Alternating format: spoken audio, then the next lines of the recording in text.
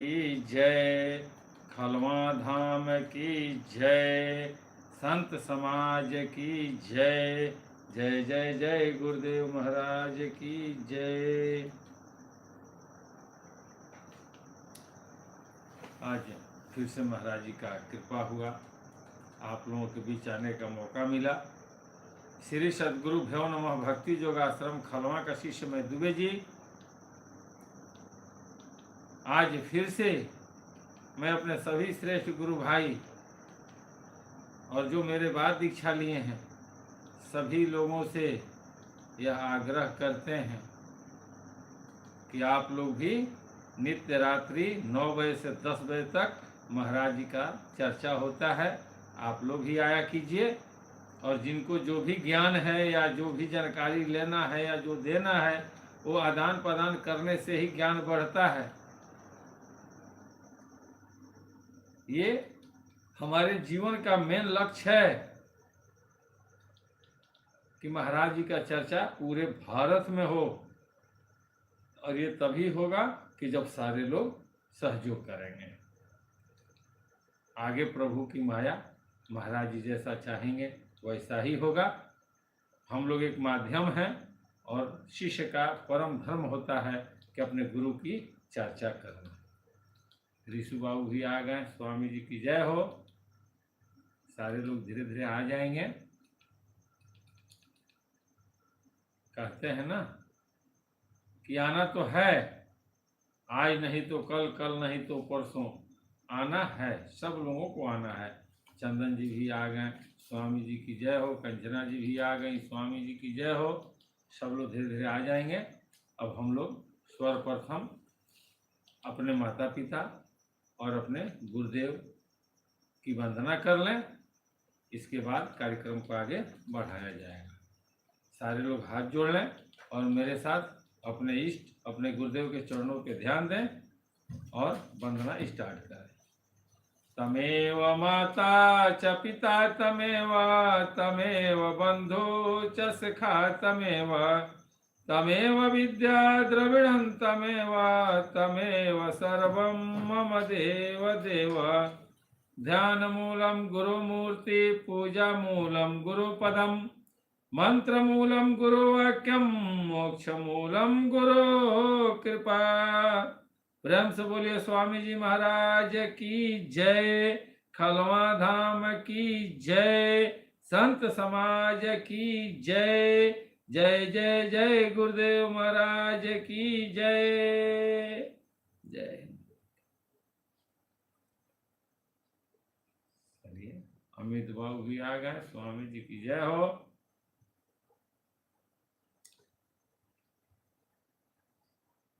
चलिए, अच्छा है, सारे लोग धीरे धीरे आ जाएंगे। इसलिए कि जिनको उस परमात्मा से डर है, जिन्होंने हम लोगों को भेजे हैं इस मृतलोक में कि आप लोग जाओ और मनुष्य जोनि में कर्म करो और कर्म करके अपने पास कर्म जो सत्रूपी धन है उसको लेकर के मेरे पास आना। कोई भेजा है भाई हम लोगों को, हम लोग अपने मर्जी से नहीं आए हैं। वह पार ब्रह्म परमात्मा जो हैं उन्होंने भेजा है हम लोग को कर्म करने के लिए। और हमें कर्म करने के लिए कौन बताता है? शास्त्र वेद पुराण बताते हैं। और वेद पुराण किसने लिखा? संत ऋषि महात्मा। और वही लोग हर युग में स्वरूप बदल बदल करके संत के भेष में आए और वो लोग हम लोग को दिशा निर्देश दिए, उस परम सत्य को समाज में प्रचलित किए। और हमारे अंदर जो हम जीव हैं ना, जिनके अंदर थोड़ी सी भी उस परमात्मा की याद आई, वो लोग ढूंढते ढूंढते संत के शरण में चले गए। ये अनुज बाबू भी आ गए, स्वामी जी की जय हो। इसीलिए कबीर साहब कहे हैं कि लाखों में है नहीं, 1 लाख में ढूंढिएगा ना, नहीं मिलेंगे सदगुरु। करोड़ों में कोई एक, ममता जी भी आ गए, स्वामी जी की जय हो।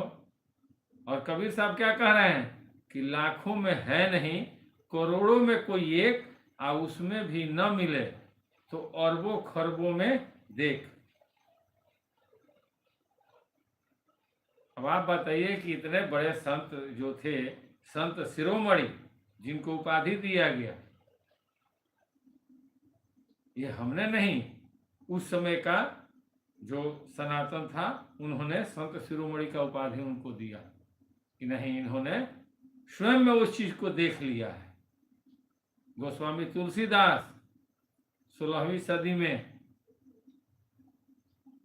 उन्होंने ऐसा किया कि पूरा वर्ल्ड उनको जान गया। तो इस चीज को जानना बहुत जरूरी चीज है कि करोड़ों में कोई एक है। और आज ये और देश में नहीं, भारत में ही, इसलिए कि भारत ही ऐसी भूमि है जहां भगवान की प्राप्ति होती है और भगवान अवतरित होते हैं। यहाँ यहीं पे भक्ति होती है। भारत ही भूमि ऐसी है कि जहां भक्ति ज्ञान वैराग की उत्पत्ति यहीं से होती है, और इसी के धाह में पूरा संसार सुखमय जीवन व्यतीत करता है। ये जरूरी चीज है। तो उन्होंने जो कहा कि करोड़ों में कोई एक, तो सही कहा। आप इतना दिन से रामायण सत्संग सुन रहे हैं, आ गया फोन।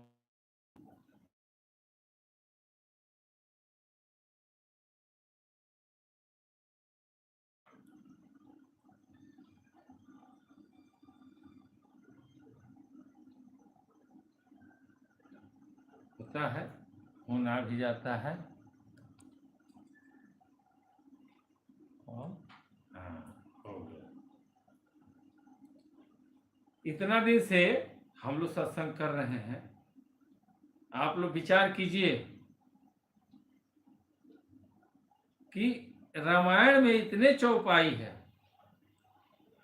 शुरू में पढ़ा गया था तो वंदना था, गुरु की स्तुति थी, यही सब था।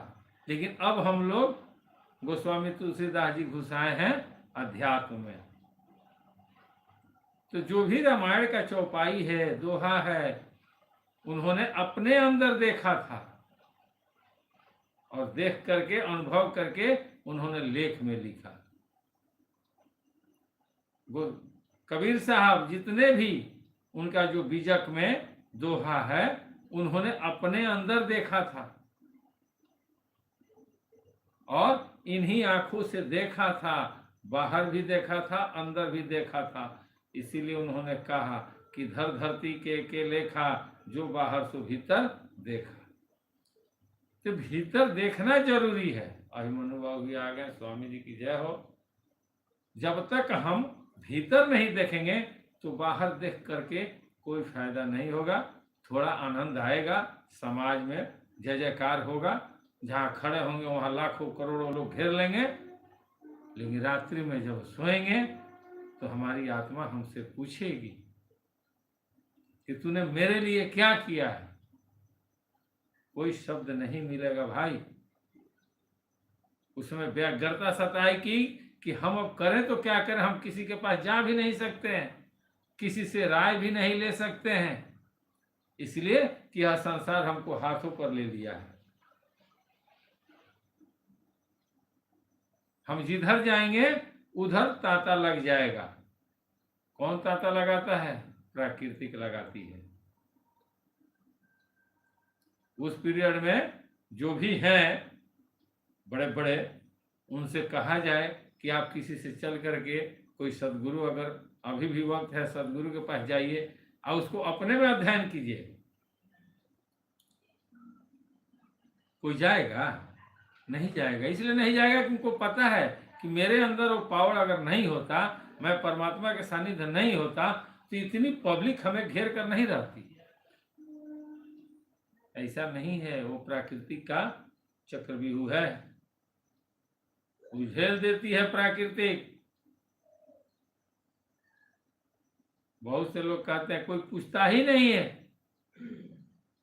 प्रेम करो, किससे प्रेम करो ये ना कोई पूछने वाला है, इसलिए कि पूछने वाले को अधिकार नहीं, उनको रोक दिया गया है कि आप आए हैं, दर्शन कर रहे हैं, दर्शन कीजिए, और नहीं तो जाइए यहां से। लेकिन पूछना चाहिए। प्राकृतिक जब आप हट पर आ जाएंगे ना, तो प्राकृतिक भी हार मान जाएगी।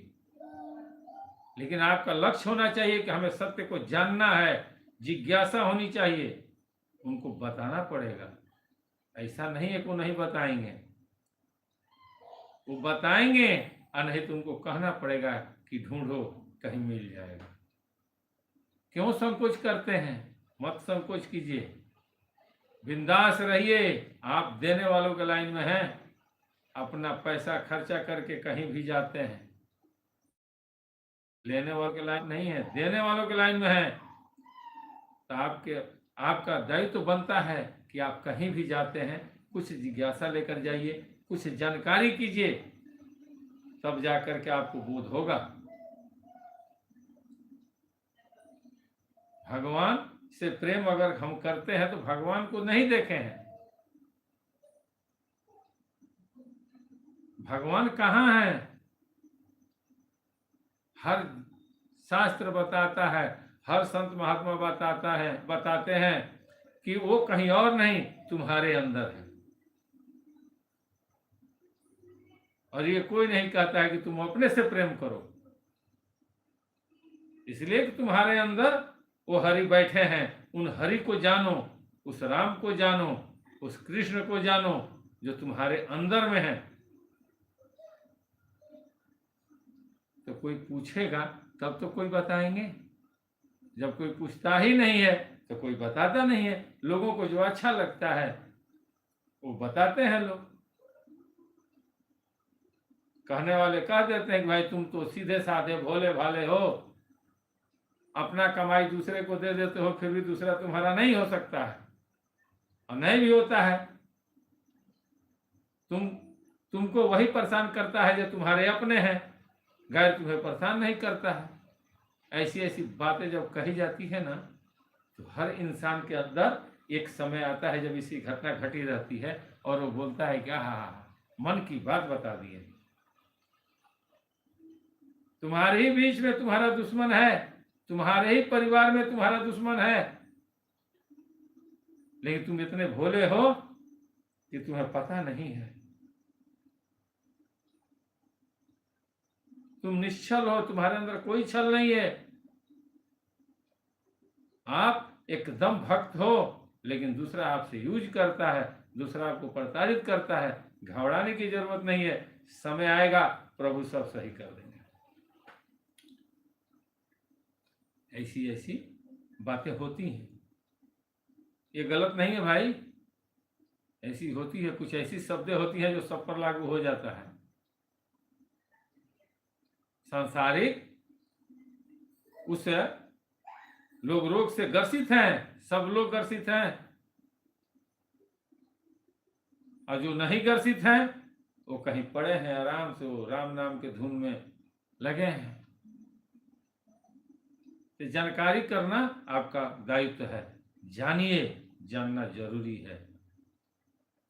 यही महाराज जी भी कहते थे, श्री सदगुरु भैवनवा भक्ति योगाश्रम खलवा के महाराज जी कहते थे कि हो जाना तब मानो, जब ले ना जानबो तब मोनी मत।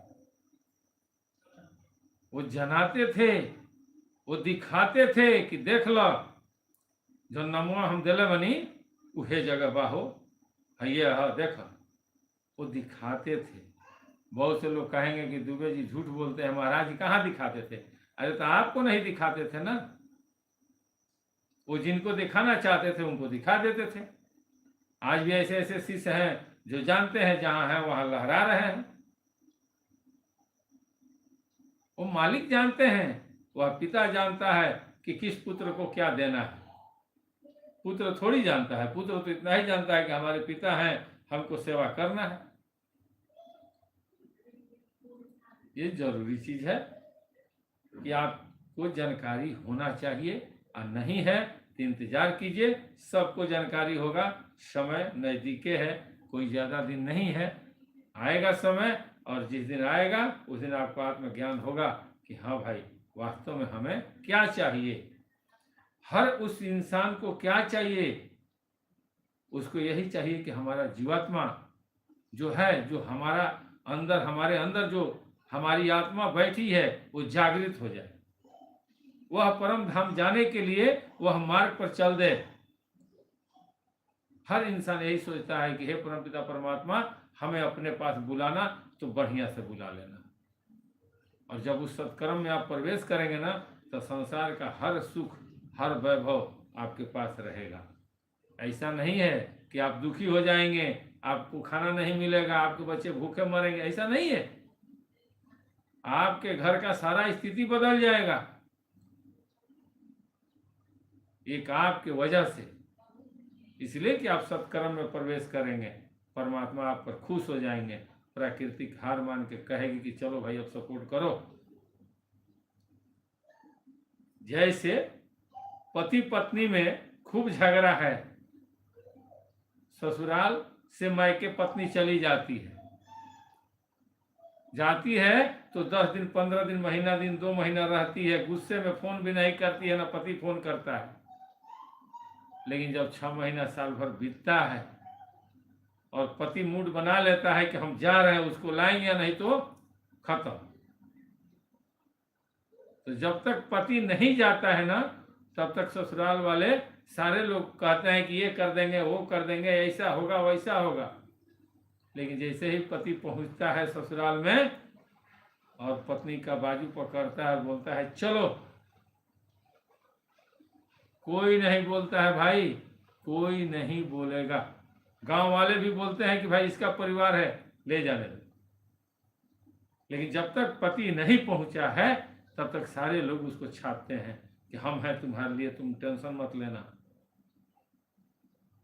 लेकिन जैसे ही पति पहुंचा, सारे लोग साइड हो जाते हैं और जो देना लेना होता है ना, वो दे करके और उसको विदा कर देते हैं। सेम वही हाल है। हम लोग यहाँ आए हैं, जब तक परमात्मा के सानिध्य हम लोग नहीं जाना चाहेंगे, जब तक सत्कर्म में नहीं प्रवेश करेंगे, तब तक प्राकृतिक हम लोगों को पूरा उलझाए हुए है। लेकिन जिस दिन हम लोग संत के शरण में चले जाते हैं, सदगुरु द्वारा हमें उपदेश मिल जाता है, हम अपने सत्कर्म पर लग जाते हैं और परमात्मा का हल्का प्रकोप जब पड़ता है ना, तो ये जो प्राकृतिक है ये साइड हो जाती है, नहीं बोलती है। बोलती है कि भाई आपका संपत्ति है, आप जब चाहो लेकर के जाना, मैं इनका सारा व्यवस्था कर रही हूँ। और वो प्राकृतिक आपको हर व्यवस्था कर देती है, सब कुछ, धन दौलत वैभव हर चीज आपको उड़ेल देगी। लेकिन कब? कि जब परमात्मा, मायापति, प्राकृतिक माया है ना, ये संसार जो है ये माया नगरी है। और माया के पति कौन थे? स्वयं हरि। यानी उन्हीं को कहा गया है कि मायापति। सारे लोग जानते हैं कि महाभारत में भीष्म पितामह ब्रह्मचर्य थे, सारे लोग जानते हैं, शास्त्र भी कहता है कि वो ब्रह्मचर्य थे।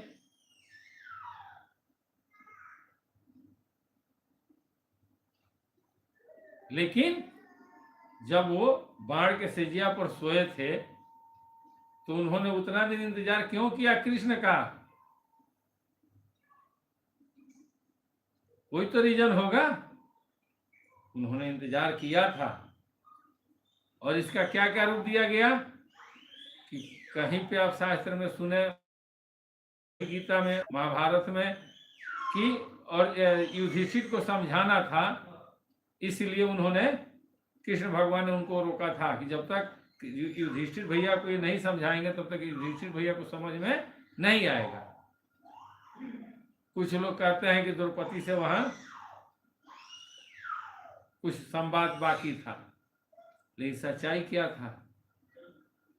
सच्चाई यह था कि भीष्म पितामह के पास भी एक पुत्री थी। और ये बात लास्ट में खोले हैं भीष्म पितामह जब कृष्ण बोले हैं ना कि अब तो जाइए, तो उन्होंने कहा है कि यह मुंह लटका के मत खड़े रहो, मुस्कुराते रहो। और जब वो मुस्कुराना स्टार्ट किए हैं तो वहीं भीष्म पितामह बोले हैं कि जाते जाते हमें कन्यादान भी करना है। तो कृष्ण बोले हैं कि अरे आपका तो कोई औलादे नहीं है, तो आप कन्यादान कैसे करेंगे? तो उन्होंने कहा कि नहीं, मेरी एक पुत्री भी है, मेरी पुत्री मेरी मति है, और इस मति का पति तुम बन जाओ। इसलिए कि जो शक्ति उनमें थी ना, जो उनकी सारी सोच जो इकट्ठा हुआ था, एकाग्र हुआ था, जिसको मति बोलते हैं कि कौन से मति के आप हैं, तो वही भीष्म पितामह बोले कि कृष्ण आप मेरे मति का पति बन जाओ और मैं कन्यादान कर दूं और मैं निकल जाऊंगा। इसलिए कि तुम ही एक हो जो मेरे मति के पति बन सकते हो, बाकी कोई नहीं है इस तीनों लोक में। इस समय कोई तो है ही नहीं, तुम्हारे सिवा और कोई नहीं। इसलिए कि स्वयं तुम नारायण के अवतार हो, हरि के अवतार हो।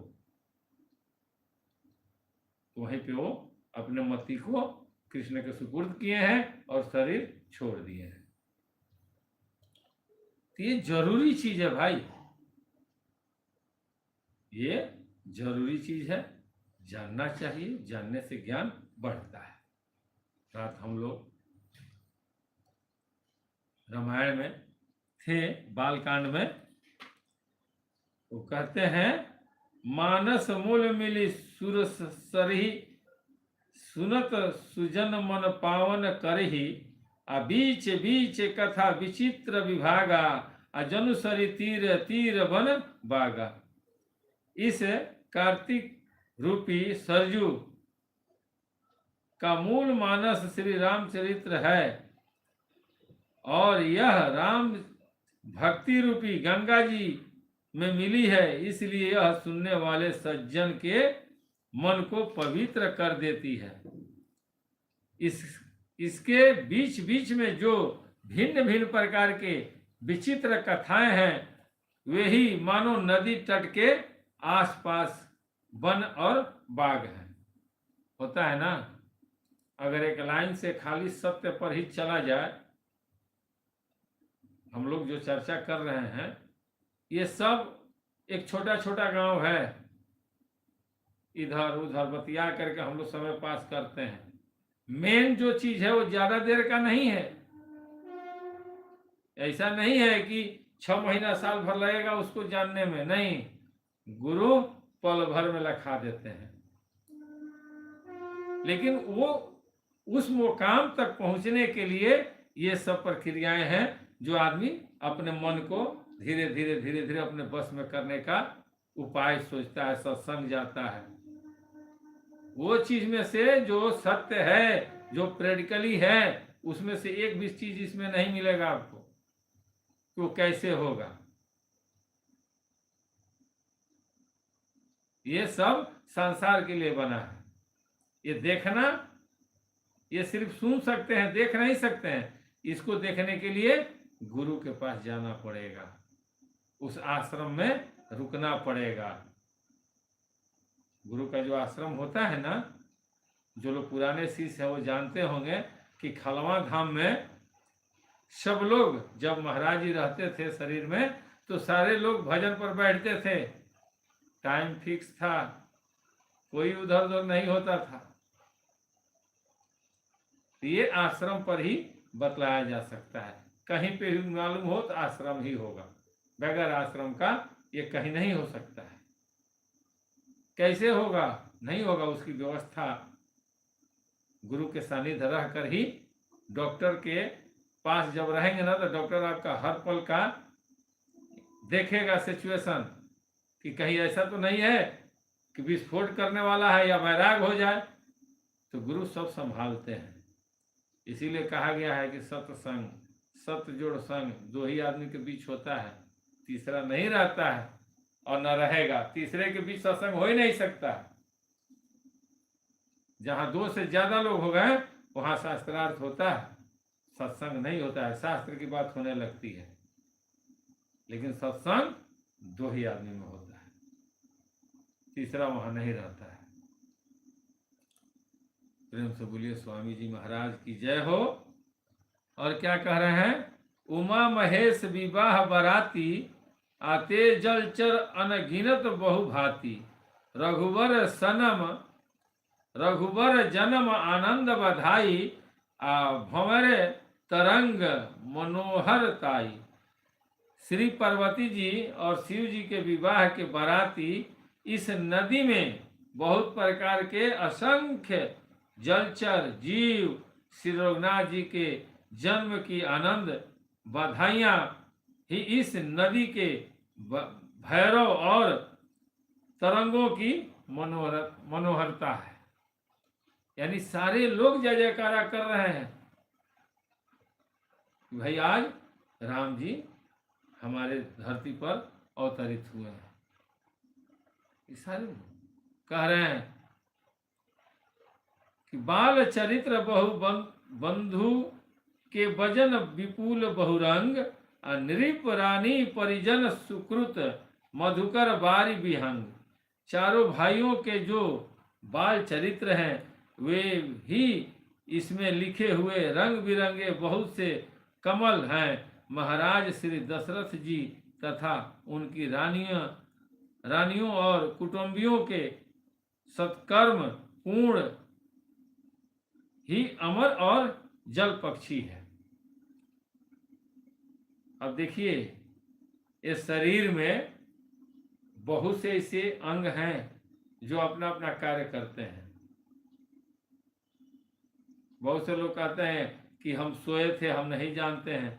क्या सोए हुए में हमारी शरीर कार्य नहीं करती है? वो करती है। ये जो हमारा 4 अवस्था है ना, जागृत अवस्था, सुसुप्ति अवस्था, स्वप्न अवस्था, ऐसे 4 अवस्था में शरीर काम करता है भाई। ऐसा नहीं है कि काम नहीं करता है। हम जब जागृत अवस्था में रहते हैं ना तो हम देखते हैं कि हमारा सही हो रहा है, इसलिए कि आँख खुला है। लेकिन जब आँख बंद हो जाता है उस समय भी शरीर कार्य करता है। तो वही बता रहे हैं कि सारे लोग अपना अपना कार्य कर रहे हैं। जो कुटुंबियों जो रिश्तेदार हैं, वो सारे लोग अपना अपना सत्कर्म कर रहे हैं। शीत स्वयंवर कथा सुहाई, सरित सुहावती सो छवि छाई। नदी नाव पद प्रस्थ अनेका, केवट कुशल उतर अभिषेका। श्री सीता जी के स्वयंवर की जो सुंदर कथा है वही इस नदी के सुहावनी छवि छा रही है। अनेकों सुंदर विचारपूर्ण प्रश्न ही इस नदी के नाम हैं और उनके विवेक युक्त उत्तर ही चतुर केवट है। अब देखिए, केवट कहाँ मिले हैं? वनवास के समय, जब वनवास उन लोगों का हुआ है, माता सीता और भगवान रामचंद्र जी जब चले हैं तब न केवट मिले हैं। लेकिन यहाँ अभी स्टार्टिंग में ही केवट की चर्चा आ गई। यानी कि क्या संकेत कर रहे हैं कि हमारे अंदर ही वो सब कुछ है, बाहर नहीं है भाई, अंदर ही है। बाहर में शास्त्र है, भौतिक बाहरी है। लेकिन जैसे ही आप भौतिक को थोड़ा सा अपने में कन्वर्ट करेंगे अध्यात्म में तो स्वयं में पाएंगे, और शास्त्र में कन्वर्ट करेंगे तो संसार में पाएंगे। ये दोनों है, दोनों पार्ट है। उस नदी का 2 ही पार्ट है, एक अध्यात्म और एक भौतिक। भौतिक में जाते हैं तो भी प्रत्यक्षम किन प्रमाणम, प्रत्यक्ष है, दिखता है। लेकिन अध्यात्म में भी जाते हैं तो भी प्रत्यक्ष दिखता है। संसार में दिखाने के लिए प्राकृतिक है, समाज है, और अध्यात्म में दिखाने के लिए सदगुरु है, संत ऋषि हैं। वो लोग दिखाते हैं कि देखो मैं अब दिखा रहा हूँ। जो दुनिया दिखाती है उसी को मैं अब दिखा रहा हूँ तुम्हारे अंदर, और वो दिखाते हैं। एक गोल्डन बाबू आ गए। स्वामी जी की जय हो। राधे राधे।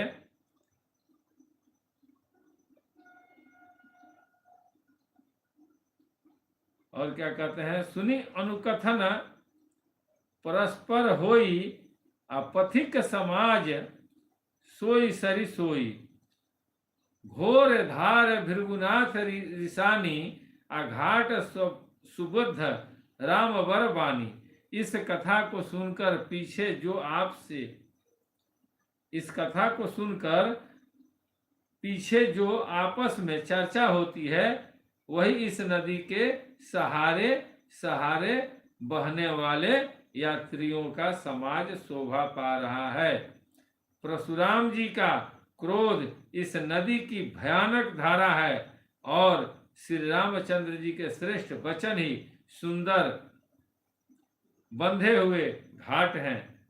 सनुज राम विवाह उछाहु, आसो शुभ उमग सुखद सब काहू। कहत सुनत हरसी फुल काहू, अते सुकृति मन मुदित नहाही। भाइयों सहित श्री रामचंद्र जी के विवाह का उत्सव ही इस कथा नदी कल्याणकारियों का बाढ़ है, जो सभी को सुख देने वाली है। इसके कहने सुनने में जो हर्षित और पुलकित होते हैं, वे ही पुण्यात्मा पुरुष जो प्रसन्न मन से इस नदी में नहाते हैं। कोई भी कथा मन से सुनना चाहिए, मंथन करना चाहिए, उस पर ध्यान देना चाहिए, कुछ अपने तरफ से भी विचार प्रकट करना चाहिए कि हाँ, ये जो रामायण में शब्द है ये मेरे अंदर होगा तो कहाँ होगा, कैसे होगा। वहां से ध्यान हटाइए, वो सरजू नदी जो बही है वहां से ध्यान हटाइए। इसके अंदर वो सरोवर झील है, इसी के अंदर गंगा है, इसी के अंदर जमुना, इसी में सरस्वती, नदियां इसी के अंदर है। सिर्फ अपने मन को एकाग्र करना है और रामायण के चौपाई पर ध्यान देना है, धीरे धीरे समझ में आ जाएगा। कोई बड़ा चीज नहीं है, ऐसा नहीं है कि हम इसको जानते हैं, नहीं। हम भी बता रहे हैं आप लोगों को, ये सत्य है कि आज पहली बार हम रामायण पढ़ रहे हैं। आप लोगों को अनुभव होता होगा कि हाँ, ये पढ़ रहे हैं तो ये पढ़े नहीं है, हम पहली बार पढ़ रहे हैं। इतना क्यों? तो जो मेन चीज है ना, वो एकदम छोटा है भाई, बहुत कम है। जिससे उस परम धाम पर जाया जाए, वह चीज बहुत छोटा है, उसमें कोई बड़का विस्तार नहीं है। लेकिन उस छोटा को जानने के लिए इस सब को जानना जरूरी है। जब तक शास्त्र वेद पुराण नहीं जानेंगे, तब तक उसका महत्व नहीं समझ में आएगा। मात्र भोजन थाली में जब आता है ना, तो 10 मिनट से 15 मिनट लगता है, आदमी भोजन कर लेता है। लेकिन उस भोजन को तैयार करने में कितना समय लगता है? फसल तैयार करना, सब कुछ करते धरते, आटा चावल तैयार करना, उसके बाद लकड़ी तैयार करना, चूल्हा पर सब कुछ व्यवस्था करके, इतना मेहनत करने के बाद क्या मिलता है? थाली में रोटी चावल दाल सब्जी। लेकिन वही रोटी चावल दाल सब्जी होटल में आप खाते हैं, उसका महत्व है? नहीं है। क्यों नहीं है?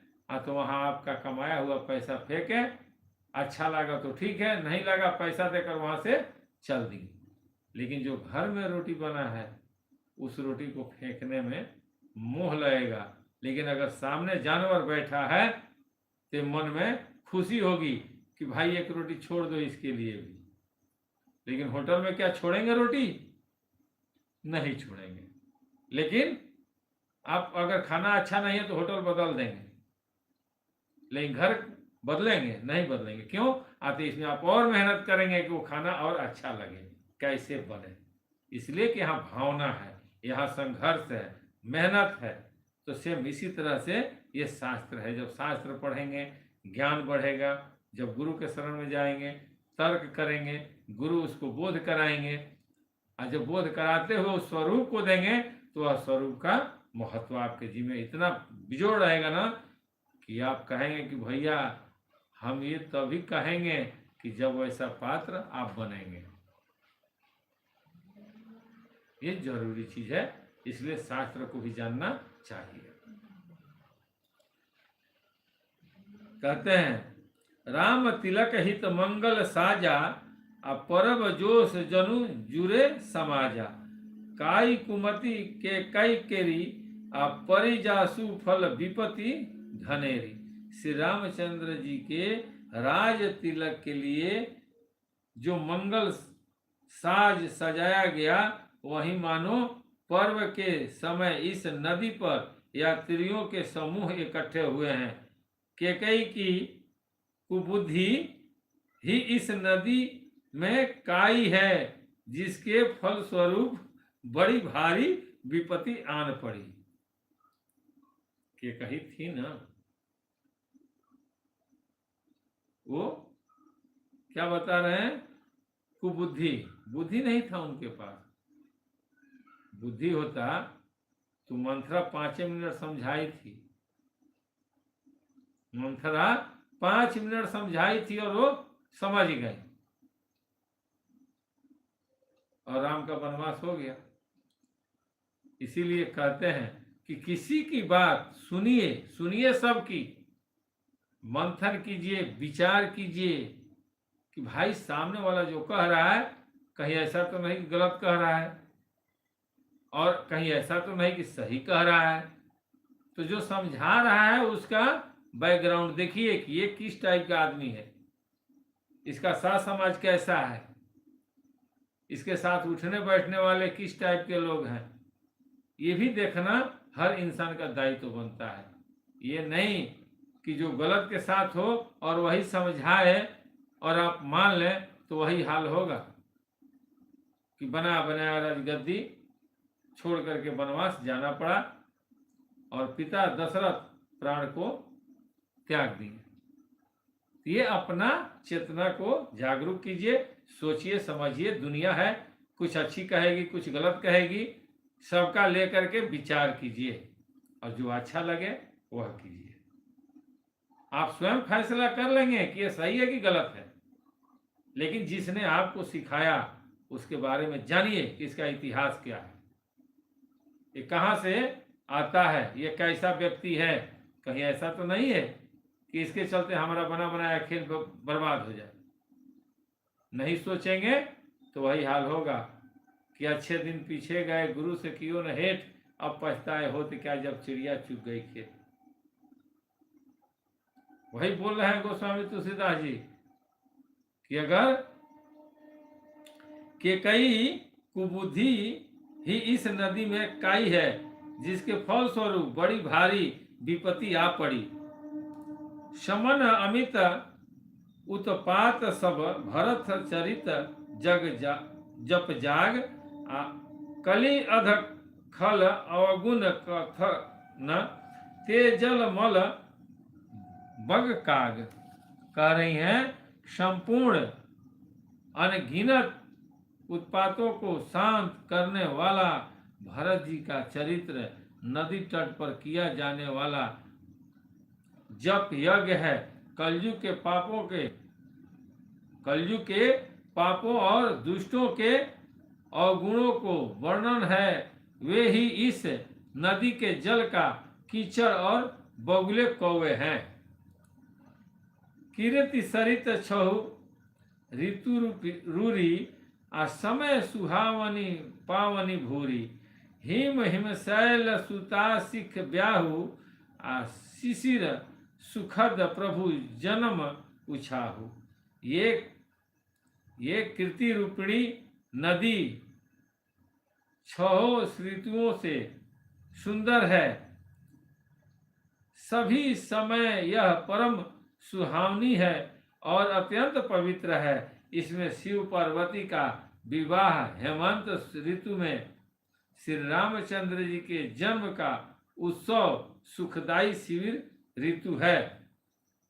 करनब राम विवाह समाजु, आसो मृद अमंगल ऋतु राजु। ग्रीष्म दुसह राम बन गवन, आ पंथक था खर आपत पवन।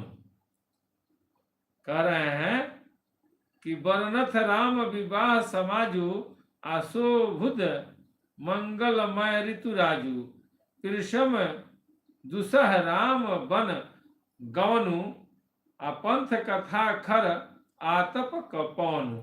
श्री रामचंद्र जी के विवाह समाज का वर्णन ही आनंद मंगलमय ऋतुराज बसंत है। श्री राम जी के वन गमन दुख भीष्म ऋतु है और मार्ग की कथा ही कड़ी धूप और लूह है। यानी कि राम जी के अभी शादी नहीं हुआ था, ये अभी गोस्वामी तुलसीदास जी पहले ही सब बात बता रहे हैं कि ऐसा ऐसा होगा, भविष्य में ऐसा होगा। पहले से होशियार हो जाइए मानव जाति के प्राणी, इस पर ध्यान दीजिए कि गोस्वामी तुलसीदास जी अभी वनवास नहीं हुआ है, विवाह नहीं हुआ है, उसके पहले ही ये सारा चीज दर्शा रहे हैं कि ऐसा होगा और ऐसा न हो। अपनी चेतना को जागरूक कीजिए, अपने विवेक को स्थिर कीजिए, मन पर कंट्रोल कीजिए, अपने इंद्रियों को अपने बस में करने का रास्ता निकालिए। गुरु द्वारा मिला है जो शब्द, उसका भजन कीजिए। भजन भक्ति से जब आप ऊपर उठेंगे तो ही इस चीज को प्राप्त करेंगे। भजन करना पड़ेगा, भजन ही एकमात्र साधन है उस मंजिल तक जाने के लिए, उस पार ब्रह्म तक जाने के लिए। जब तक भजन नहीं होगा तब तक आपके पास योग युक्ति का माध्यम नहीं मिलेगा। इसलिए कि एक के बाद ही दो आता है, दो के बाद तीन आता है, तीन के बाद चार आता है। ऐसा नहीं है कि एक के बाद 10 आ जाए, नहीं, एक के बाद 2 ही आएगा। सेम उसी तरह से जो मालिक ने दिए हैं उनका भजन करते रहिए। भजन करते करते करते करते ऐसा मत सोचिए कि नहीं होगा, प्रमाण है होगा। और नहीं होगा तो हम लोग बैठे हैं ना, अगर नहीं होता है तो कहीं भाग कर तो जाएंगे नहीं, रहना ही है, जीवन का अंतिम लक्ष्य ही है। स्वयं सारे लोग मिल करके आपका सहयोग करेंगे। ऐसा नहीं है कि आपको बीच रास्ते में छोड़ दिया जाएगा, नहीं, छोड़ने के बाद वह परमात्मा भी माफ नहीं करेंगे। वो सीधे बोलेंगे कि जब तुम नहीं जानता था तो दूसरे को क्यों उसमें भटकाया, कौन जवाब देगा। इसलिए महाराज जी की कृपा सदैव बनी रहेगी, कुछ नहीं होगा, सारे लोगों को सही राह मिल जाएगा। इसलिए धैर्य रखिए, अपने मन पर रोकिए, भजन भक्ति कीजिए, सत्संग सुनिए। कहीं भी सत्संग होता है जाइए, लॉस की चिंता मत कीजिए कि हमारा क्या लॉस जा रहा है, नहीं, वो सब एडजस्ट हो जाएगा, सब कुछ मिलेगा। परमात्मा को पाने में अगर एक चीज आपका क्षति होता है ना, तो वह परमात्मा 10 रास्ता खोल देते हैं आने का, 10 माध्यम से आपके पास आना स्टार्ट होगा। अगर आपका 100 रुपया कहीं इसमें खर्च होता है ना, तो 100 रुपये के बजाय वो हजारों हजार रुपया आपको कोई ना कोई माध्यम से दे देंगे। कब देंगे? अब बहुत से लोग कहते हैं कि हमने 100 रुपया कर दिया, 1000 रुपया दिलवाइए। ऐसे थोड़ी होगा, ऐसे नहीं होता है। आप कीजिए और भूल जाइए, और बाद में महीना 2 महीना 4 महीना के बाद याद कीजिए कि एक बार हमारा नया काम कैसे हो गया भाई, मैं तो जानता नहीं था। तब याद आएगा कि हाँ, दुबे भैया बोले थे, हमने एक सत्य कर्म किया था, कोई दुख में था, मैंने उसका सहारा किया, हो सकता है कि उसकी दुआ हमारे काम में आ जाए, हमारे बच्चे को नौकरी लग गया, हमारे परिवार को खुशहाली आ गया, जो रोग व्याध होना था वो नहीं हुआ। ऐसे प्रकोप होता है, आपकी जीवन मंगलमय हो जाएगी। ऐसा नहीं है कि नहीं होगा।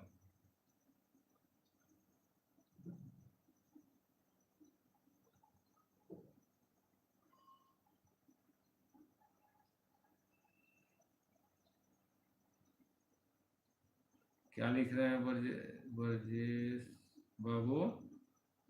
मंथरा, हाँ, मंथरा का चर्चा कहाँ लोग मिलता है? सिखाने वाला सामने आएगा, उसका काम है कि सिखा दिया, और निकल गया, वो नहीं आता है लोग सामने। कौन आएगा? आप देख लीजिए समाज में जो एक भाई को दूसरे भाई से अलग करता है, वो कभी पंचायती में आता है? वो भीतरे भीतरे एक भाई को बैठा कर सिखाएगा, चाय पिलाएगा, नाश्ता कराएगा और बोलेगा कि हम तुम्हारे साथ हैं, घबराना मत। लेकिन इतना याद रखना, हमारी भी मर्यादा बचाना, किसी के सामने मत कहना, तो लोग कहेंगे कि तुमको भड़का रहा है। वो सामने नहीं आता है लो भाई, कोई भी सिखाने वाला आज तक नहीं आया है। आज जिसने आ गया ना, अगर दोनों भाई मिल गए और कोई एक भाई कह दिया कि इन्हें हमें सिखाया था अलग करने के लिए, उनका क्या हश्र होता है कि पूरा गांव उनको स्वागत करता है कि ये घर फोड़ना है, इससे बच करके रहना। उसके आने वाला पीढ़ी भी उसको धिक्कारता है। तो कहाँ से लोग आएगा? नहीं आएगा ना। वो लोग कगरिया जाता है, उन लोगों का काम है झगड़ा लगाना और लगा के चले जाएंगे। और क्या कह रहे हैं? राम तिलक हित मंगल साजा, परब जोग जुनु जुरे समाजा। काई कुमति के कई केरी, परिजा सुफल उन्नति धनेरी। हम लोग थे कहाँ थे?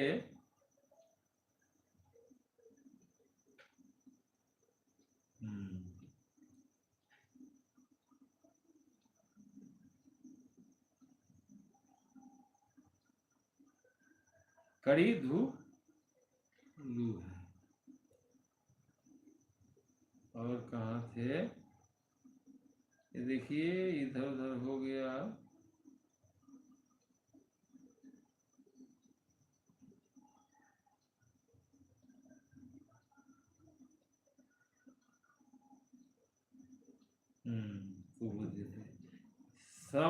समन अमित उत्पात सब भरत चरित जय जाग, आ कलि अध खल अवगुण कथन जलमल बग काग।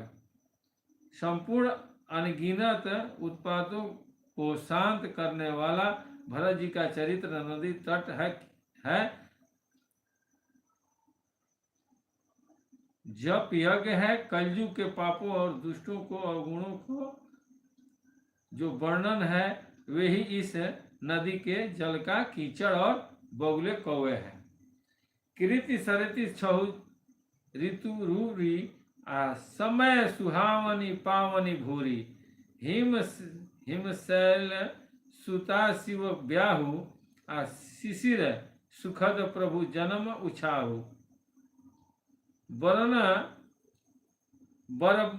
बरनब राम विवाह समाजु, आसोमुद मंगलमय ऋतुराजु।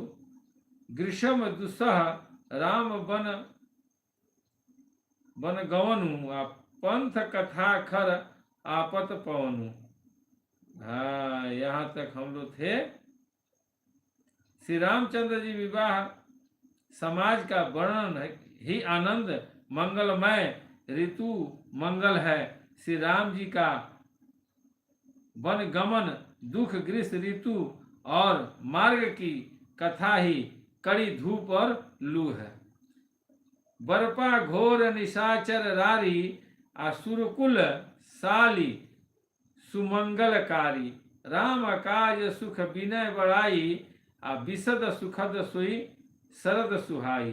राक्षसों के साथ घोर युद्ध ही वर्षा ऋतु है, और देवकुल रूपी धान के लिए सुंदर कल्याण करने वाली रामचरित्र के राज्य काल का जो सुख विनम्रता और बड़ाई है, वही निर्मल सुख देने वाली सुहावनी शरद ऋतु है। और क्या कहते हैं?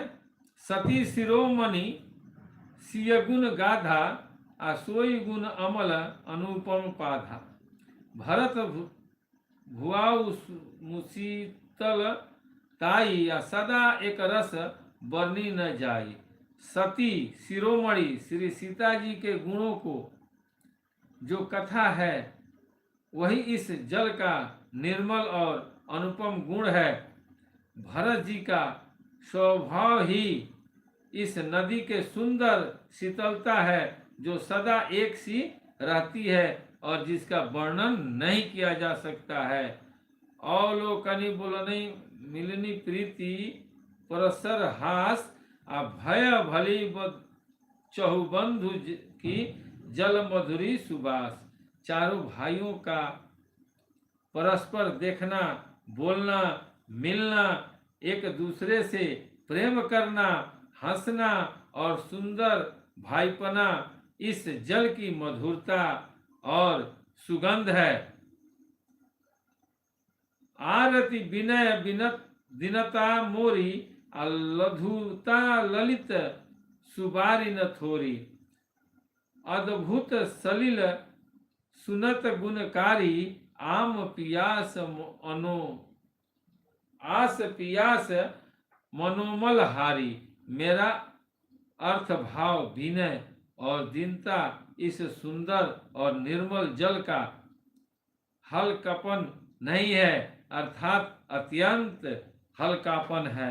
यह जल बड़ा ही अनोखा है जो सुनने में ही गुण करता है और आशा रूपी प्यास को और मन के मैल को दूर कर देता है। राम सुग्रीवहि पोषत पानी हरत सकल कली कलुष गलानी। भव श्रम शोषण तोषक तोपा समन दुरति समन दुरित दुख दरिद दोषा। क्या कहते हैं आप इसमें देखिए, हर जगह ध्यान दीजिएगा, हर जगह गोस्वामी तुलसीदास जी जल की ही चर्चा कर रहे हैं। क्यों? हर जगह गंगा जमुना सरस्वती, जानते हैं क्यों? कारण है कि ये तीनों लोग, रोहित बाबू ये आ गए, स्वामी जी की जय हो। चलिए, हम नहीं देखे थे, हम इधर उलझे थे। ये तीनों जो नदियां हैं या संसार का जो भी नदी है, ये कहाँ जाती हैं? समुद्र में। और समुद्र मंथन कहाँ हुआ था? मंथन कहाँ हुआ था? समुद्र में।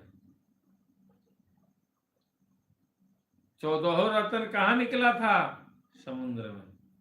जब समुद्र का मंथन हुआ था, कौन कराए थे मंथन? हरि, विष्णु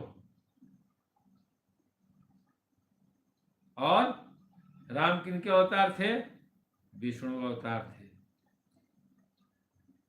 और जब मंथन इसलिए कराए थे कि उनको विश्वास था,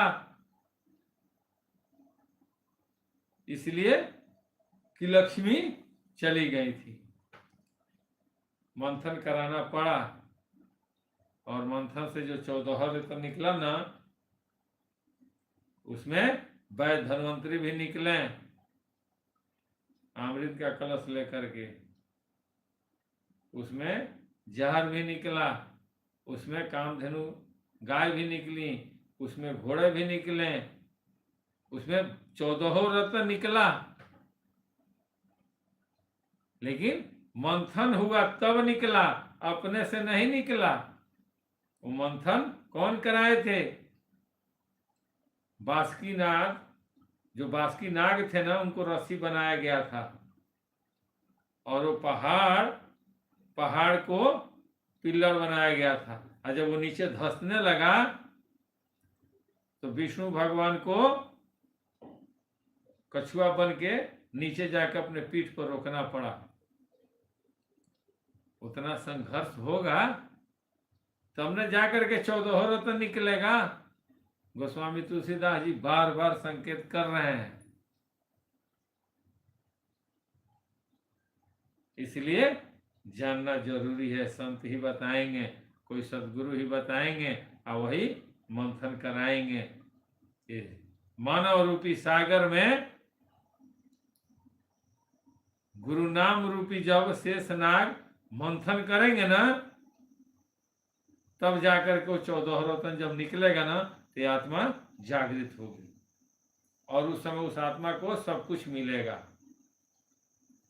वो मंथन सागर का दिखाया गया है, लेकिन वो सागर का मंथन नहीं, इस सागर का मंथन हुआ था भाई। हनुमान जी वह सूर्य जो दिखाई दे रहे हैं उनको नहीं खाए थे, वो संसार में दिखाया गया है कि हाँ भाई सूर्य भगवान को खा गए हो, लाल फल समझ के। वो अध्यात्म में इस शास्त्र में दिखाया गया है, लेकिन जब संत के शरण में जाएंगे तो साक्षात तो दिखाएंगे कि हाँ देखो यही सूर्य यही हनुमान है, खा रहे हैं, तब आप गोड़ पकड़ लेंगे, कहें कि हाँ गुरुदेव सत्य है, धन्य है कि आप हमसे मिले। कहना पड़ेगा। जो सदगुरु होते हैं वो शब्द पर ध्यान नहीं देते, वो स्वरूप पर ध्यान देते हैं। इसलिए जब आप शब्द जानेंगे तो उनका स्वरूप आप पूछेंगे, और जब पूछेंगे तो गुरु बताएंगे। जब आप शास्त्र पढ़ेंगे नहीं तो आप पूछेंगे क्या? जब पढ़ेंगे तभी तो पूछेंगे, और जब पूछेंगे तो गुरु बैठे हैं बताने के लिए, उनको थोड़ी क्रोध आएगा, उनको नहीं क्रोध आ सकता है, कभी नहीं आएगा। प्रेम से बोलिए स्वामी जी महाराज की जय।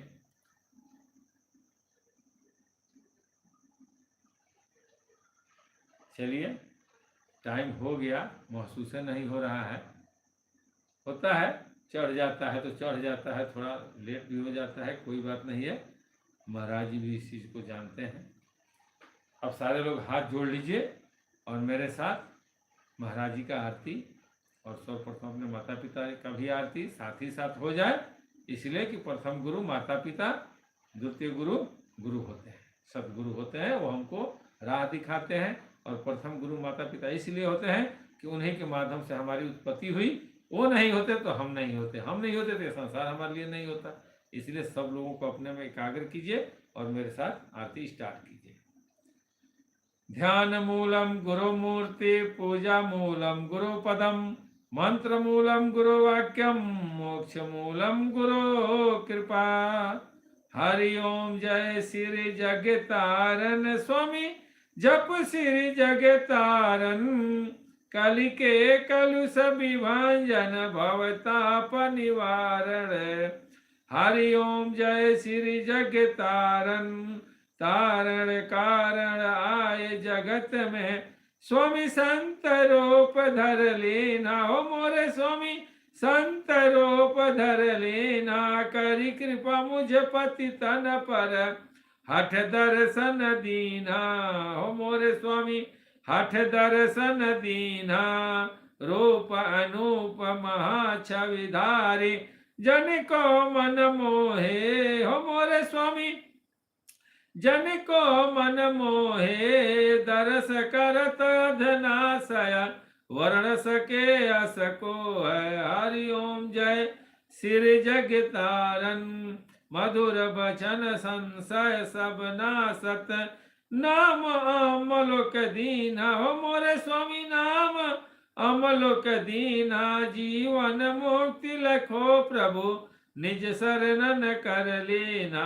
हरि ओम जय श्री जगतारन, कोटि न कर्म हरत एक क्षण में, जो कोई सन्मुख आवे, हो मोरे स्वामी जो कोई सन्मुख आवे, ब्रह्मानंद मगन मन, अजर अमर पद पावे। हरि ओम जय श्री जगतारन, बिन सेवा जो द्रवे दीन पर, प्रभु सम को हितकारी, हो मोरे स्वामी प्रभु सम को हितकारी, तजी प्रभुता निज जन की करत सदा रख वारी। हरि ओम जय श्री जगतारन, मुनि अवतार सकल सुर माया, प्रभु आज्ञा सिरधारी, हो मोरे स्वामी प्रभु आज्ञा सिरधारी, पावन हुए पतित जग आके शरण तुम्हारी। हरि ओम जय श्री जगतारन, नाना कर्म धर्म मति प्रगटे, संत भेष किए धारण हो मोरे स्वामी संत भेष किए धारण सो संशय सब नाश किए जय हो अधम उदाहरण हरि ओम जय श्री जग तारन नाम तत्वर शब्द सनातन गुरु जी को ही जाने हो मोरे स्वामी गुरु जी को ही जाने गुरु बिना और न दूजा हितकारी कहो मानो हरि ओम जय श्री जग तारन आरत हरण पतित पावन कहे संत निगम धारे हो मोरे स्वामी संत निगम धारे असरण शरण दया निधि की हो महिमा धारे हरि ओम जय श्री जग तारन सगुण ब्रह्मानादि सनातन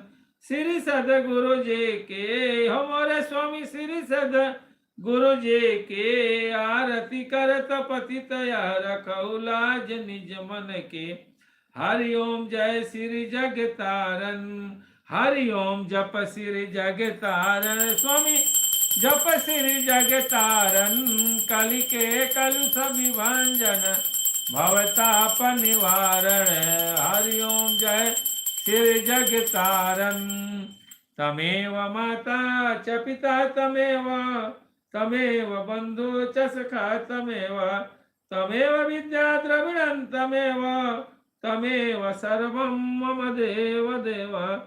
प्रेम से बोलिए स्वामी जी महाराज की जय, खलवा धाम की जय, संत समाज की जय। जय जय जय गुरुदेव महाराज की जय जय। चलिए